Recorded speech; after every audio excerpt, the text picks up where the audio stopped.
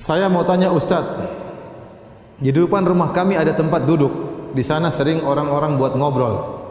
Bahkan saat azan mereka masih ngobrol. Suami nyuruh tempat duduk tersebut ditaruh pot, biar enggak bisa ada yang duduk. Bagaimana Ustadz? Sedangkan kita harus berhubungan baik dengan tetangga.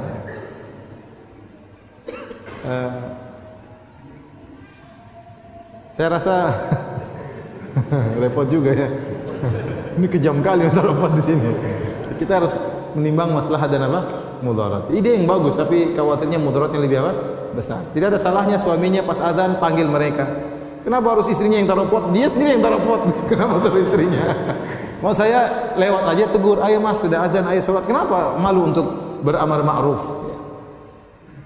Beramar ma'ruf baik ya, pahalanya besar. Oleh karenanya tidak ada masalahnya suaminya pas di kumandangkan azan lewat. Apa namanya? Ayo mas kita ke masjid mas ya. Bagaimana diajak saja, siapa tahu hati mereka tergerak untuk ke masjid. Dicoba dulu, diajak. Kalau ternyata mereka cuek dan selanjutnya mungkin dipikirkan untuk taruh pot di situ mungkin. Tapi jangan dulu langsung taruh pot ya. Coba diajak dulu ya. Atau diajak misalnya menjelang maghrib, diajak ke rumah ngopi-ngopi, makan-makan begitu maghrib. Ayo kita ke masjid bareng-bareng. Mereka kan nggak enak. Ya. Masa kamu pergi sendiri kemudian mereka tunggu di rumah, kan nggak mungkin. Ya, ayo kita ke masjid. Bikin bagaimana mereka nggak enak akhirnya ke masjid. Ustadz, nanti di surga dibolehkan meminta apa saja. Apakah Allah akan memberikan apabila saya masuk? Apabila saya meminta istri saya dari bidadari, istri yang banyak. Pertama minta supaya istrimu jadi bidadari. Sebelum minta dari kalangan bidadari. Kita minta apa saja dikabulkan, ya di surga minta apa saja dikabulkan.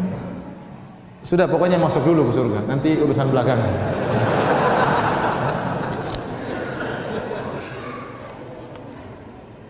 Afwan Ustadz, bagaimana caranya di majelis menulis isi kajian kecepatan sama dengan penyampaian Ustadz ya? Ya saya selalu kalau ngisi memang cepat ya, mohon maaf ya.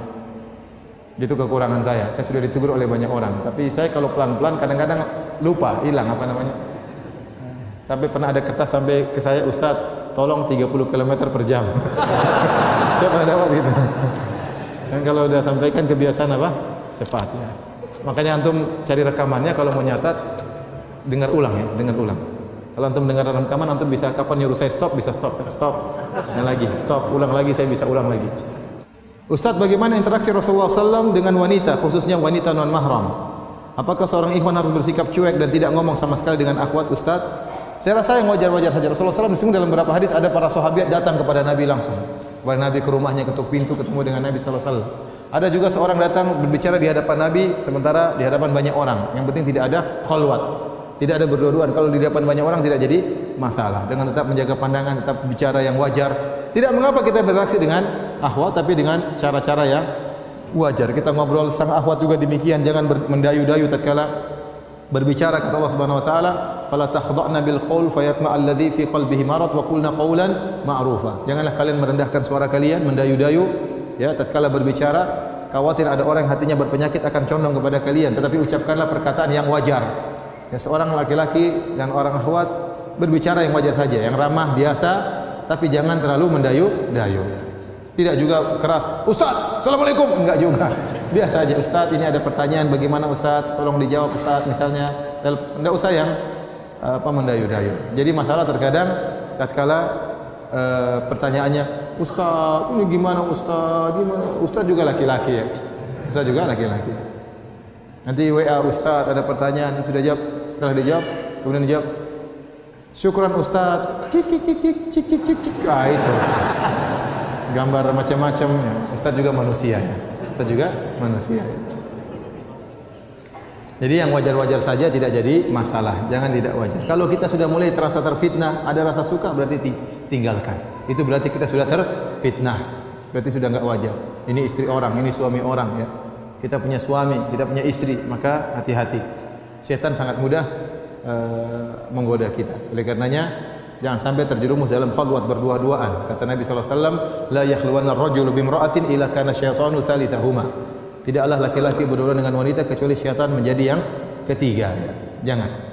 Ustaz, apakah boleh minum dan makan sambil berdiri?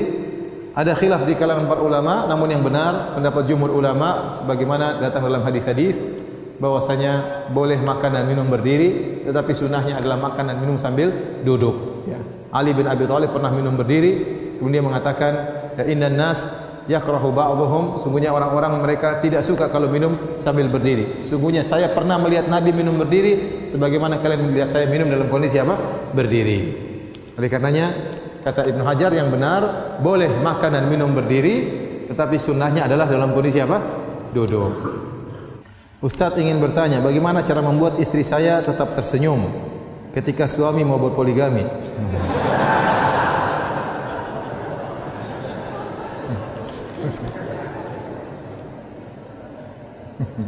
Ada teman saya datang, Ustaz, saya sudah diizinkan poligami. Masa iya? Ya benar. Di mana? Dia bilang, sana poligami.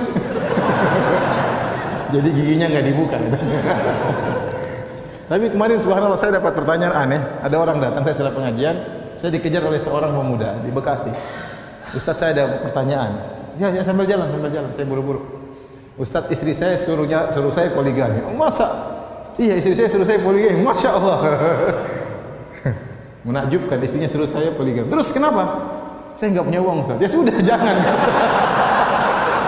Ternyata dia nggak punya uang untuk poligami. Tapi istri saya suruh. Ya ente nggak mampu, ente bunuh diri poligami nggak mampu. Nggak usah ya, Ustaz. Ya nggak usah. Nanti kalau punya uang baru. Masya Allah. Nggak tahu istrinya suruh itu karena jengkel apa karena sayang.